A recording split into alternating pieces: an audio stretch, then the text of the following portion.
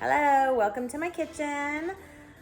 I'm going to show you guys how to make apple crisp. Oh, there's my husband, but you guys don't care. He's gonna be my videographer in just a minute. Anyway, get to making apple crisp. Get all your ingredients together, and I'll see you in a minute. All right, apple crisp in Mrs. Mastro's kitchen. Okay, the first thing that you guys are gonna wanna do is preheat your oven to 375 start. All right, once that's going, then you wanna get your mise en place. Remember mise en place from last year? It means you get everything in place. All you French students know that that means put your things in place. So for today, you're gonna have sugar, flour, jumbo flour, because my husband bakes bread, salt, baking powder, eggs, butter, cinnamon, and apples, of course. I said to have a pan like this. It's an 8x8 pan, but actually you can make this same thing in a pie dish if it's thick. We're just gonna have to have room for the crust. So get your ingredients out and meet me back here. Okay, so you guys should have your mise en place ready and your ingredients set to go. Here's the pan that I'm gonna use. Like I said, you could use something different. The very first thing you wanna do is you wanna either spray this pan or you want to butter it. Now I have a trick. Because we are gonna use this butter and melt it, I'm going to take the butter wrapper and just use that to go around the sides of my pan. And that is that. All right, trash over there. The next thing is I have all these beautiful apples. These came from Mrs. Campbell's tree. She was so nice last year. She donated enough that we did a whole teacher lunch with them. And so she just gave me some, and I am going to use these. So these are green apples, and they're always the best because the topping is so sweet. You want something a little bit tart underneath. Plus, green apples are pretty firm, and so they hold their shape better, and you don't just get like applesauce mush. So go ahead and wash these and peel them. Honestly, sometimes if I'm feeling lazy, I will even peel the apples. So if you don't care if you have apple skin, then you can leave the skin on your apples, or you can peel it. It doesn't need to be perfect like me. If you can see that I have made that in one long strip, which I'll save because my husband will eat that. He's right there, thank you. All right, after you cut your apple or peel your apples, you want to make sure your cutting board is nice and sturdy so it's not gonna slide around. Remember your knife skills. You wanna get a flat surface and you're gonna cut down. Remember with your chef knife, there's no need to pick it up and chop. So what I like to do is I like to cut off all 4 edges. And you can see some of the skin of the apple is still on there, but that doesn't matter. It's not a biggie. Cut all 4 edges off, and then you can do this as chunky or as thin as you like. I'm gonna do mine like this. But if you want yours in chunks, you can do that. I'm gonna remind you guys right now, I'm gonna go slowly and show you, remember your claw. The biggest thing that you want to remember is this thumb. Don't get this thumb flying around out here because look what happens. Even though I'm clawed in here with my 4 fingers, don't forget your thumb. Everything under.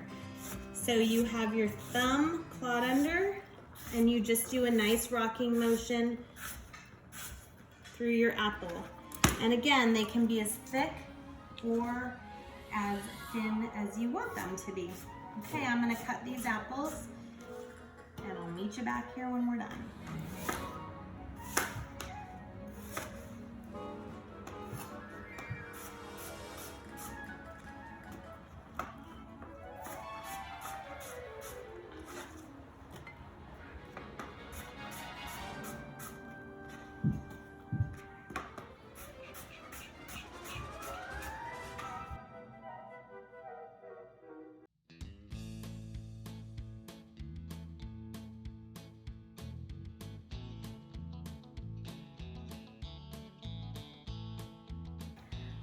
All right, I've got 5 apples cut up in here. You can see I'm a little bit less than halfway full on my pan, and I want a little more apple in mine, and those apples off the tree were kind of small. So I'm gonna go ahead and I'm gonna cut up at least 1 more apple and get it a little more full.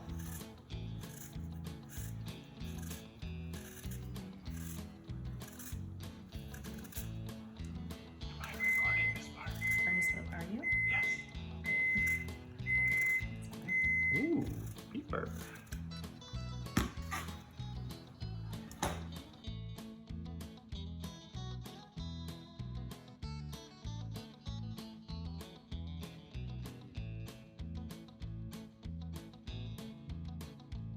All right, we're back. I think my music down a little bit more. In the meantime, I melted my butter and I have my apples. Here, Alexa, volume down. We should do the butter in Now I'm slow-mo. gonna create the topping.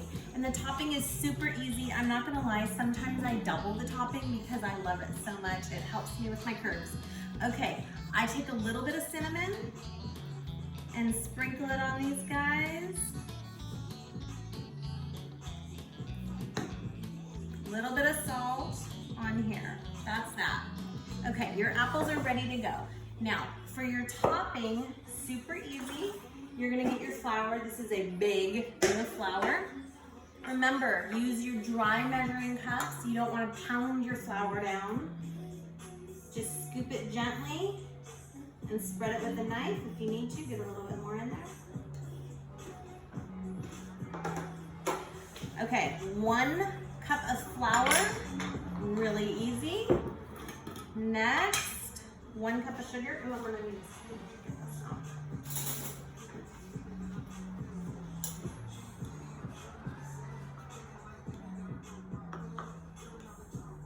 You could already have this measured. Let's see how brave I am. Bravery test. All right. Don't try that at Cup home. of sugar. Then you're gonna go a teaspoon of salt. 1 teaspoon of baking powder. Interesting story about this recipe that I'm teaching you guys. It was my great grandmother's recipe, and it's never been written down because it's so easy to remember, because it's a cup of flour, a cup of sugar, a stick of butter, a teaspoon of salt, a teaspoon of baking powder, and that's it, 1 egg. Okay, so I'm gonna take these dry ingredients, my salt, my baking powder, my flour, and my sugar. I'm just gonna whisk it around a little bit to get combined. Then I'm gonna take 1 egg, and I'm gonna drop my 1 egg in there and mix this around. Let me watch you whisk. Let me watch you nay. Let me watch you whisk. So you're gonna see that that egg isn't really enough moisture to totally mix it all the way in, and that's okay. That's the way it's gonna look. So it looks kind of chunky. Take your topping, just get a better look at it up close. And you can see that it's kind of chunky sand. It's okay that there's some parts that are still a little bit floury and powdery. And you're gonna dump that on here.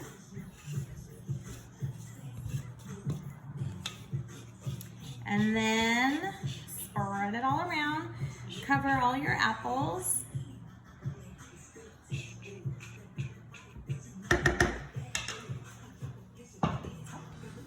Okay, next you have your melted butter. This is 1 stick of melted butter. And you're gonna pour your melted butter.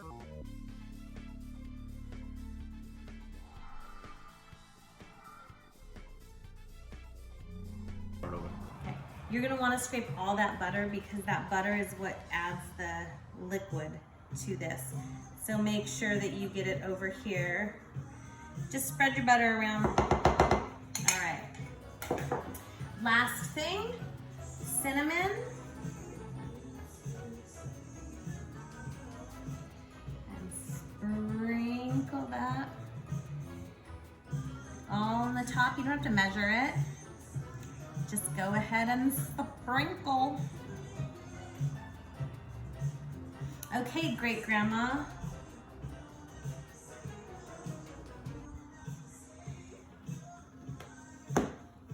We're ready.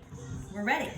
We're gonna pop it in the oven and we're gonna let it bake for 35 minutes and then we'll check it. Okay, now we've got it in the oven. It's gonna bake for 35 minutes. So what do you do 35 minutes while you're waiting? You clean up. You clean up and you have a dance party. Okay, but first you have to clean up. So here's how I clean up. Hey kids, get in here. I need you to clean the kitchen.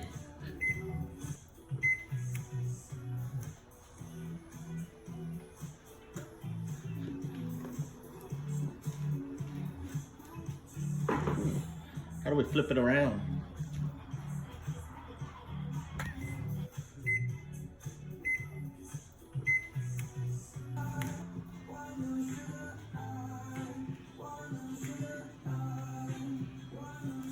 $12 minutes. 7 minutes.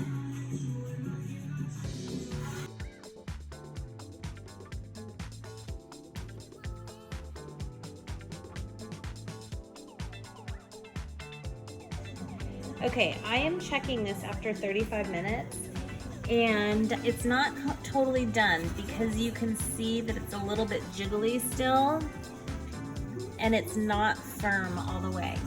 But you can tell it's getting close because you can see the bubbles coming up the corners here.